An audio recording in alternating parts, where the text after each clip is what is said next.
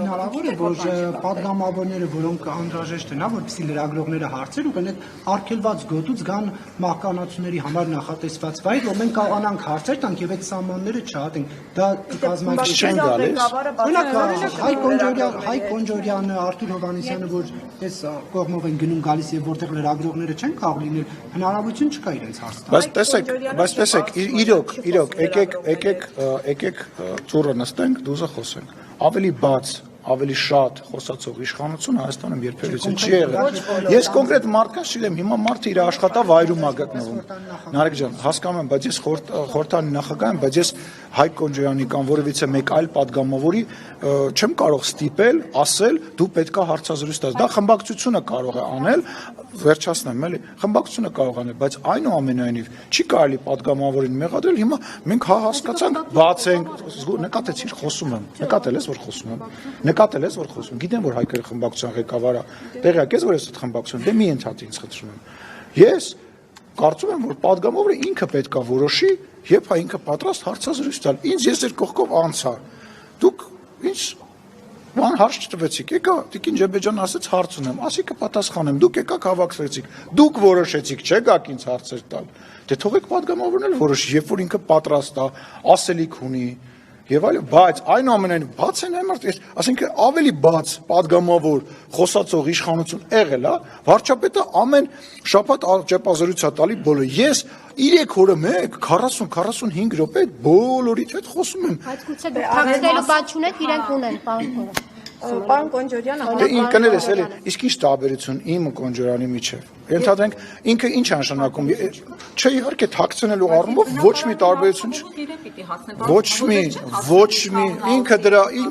Ինքը դրա պարզաբանումը տվել է եւ որևիցե այդտեղ կարծում եմ փակ թեմա չի կարող լինել այլևս։ Գերո բան ուղարկեք, օրենքով, հարգելիս, օրենքով հարցում ուղարկեք։ Էդ էլ հում կա։ Եթե ժամանակին կարող եք հարցում ժամանակի նախկին իշխանության ժամանակել այդ միջանցքները փակ լինեին, հիմա բազմաթիվ լրագրողներ զրկված կլինեին հավատարմագրումից եւ այն, բայց չի արել, չէ՞։ Էլի այդ նախկինները որ բերում եք, հետո ինձ հարցնում եք, ասում եք խեք նախկինից խոսում։ Նախկինում ձեզանից ոչ մեկը կյանքում չէր իմանա իրանց խմբակցության ղեկավարը քանի միլիոն դոլարով, այս դեպքում որ ասենք ընկել եք 3 թե 4-5 միլիոն դրամի տարբերություն եք փնտրում, ով որտեղ ինչ տուն ունի, որ երկրի քաղաքացի կամ կծեծեին, կամ կզանգեին խմբագիրներին գործից հանել կտակ, շատ լավ նայել եմ, էդում ասաբնյակներն է հրապարակել, հələ մի հատ ինձ կուղարկեք, ներողություն, մանումենտի դեղեկը վերջերս է եղել, մի ստից բաներ խոսացեք,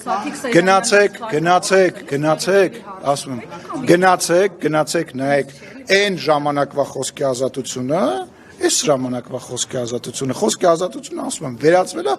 լկտիության, ամեն մարդ, ով որ ինտերնետ մուտք ունի, որոշում է, որ պետք է ինչ-որ մեկին վիրավորի, նաև լրագրողներին է դա վերաբերվում, նկատի ունեմ, լրագրողներին էլ են վիրավորում, ու առիթից օգտվելով ասում եմ, որպես ՔՊ կուսակցության անդամ, որպես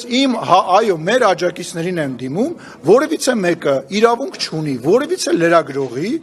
որևիցե ձևով վիրավորի, դա վատ բառ չեմ ուզում ասեմ, ամենավատ բանն է, որ կարող է մարդը անել, դա նշանակում է փաստարկ չկա, դա նշանակում է ինչ-որ, չգիտեմ, ասելիք չկա, դա դիմում եմ այն մարդկանց, ովքեր որ համարում են, որ իրանք իրավունքը իրենց պետք է վերապահել լրագրողին վիրավորը, անթույլատրելի բան է։ Դե գոնե դա ՔՊ-ի պաշտոնական էջի տակից այդ մեկնաբանությունները հեռացրեք։ Համասում եք, ՔՊ-ի պաշտոնական էջում ինչ ասես գրում են։ Վերջացավ, իմ ու քո, այսպես ասած, աստղային պահը վերջացավ, վերջ։